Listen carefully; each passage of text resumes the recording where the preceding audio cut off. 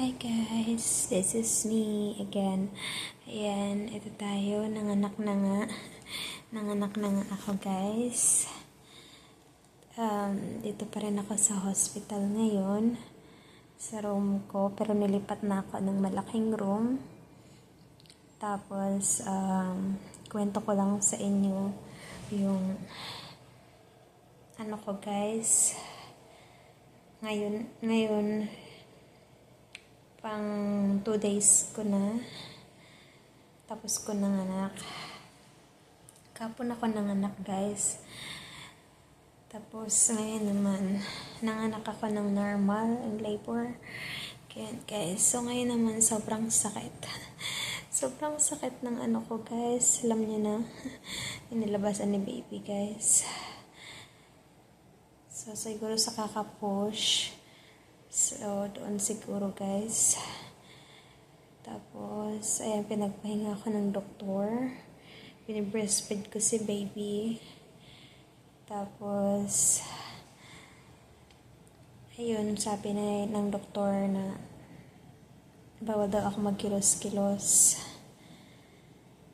So, yung ginawa ko lang, nag-breastfeed ako kay baby, tsaka alagaan yung sarili ko.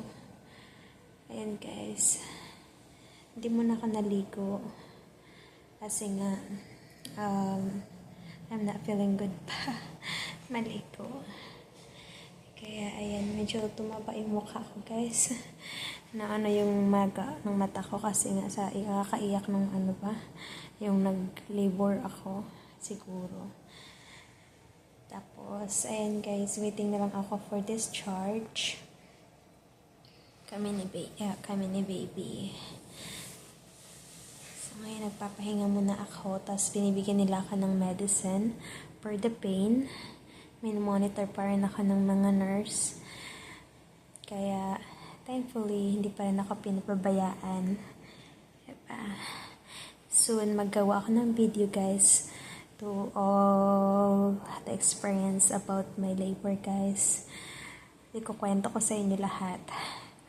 Yung labor ko at from the start.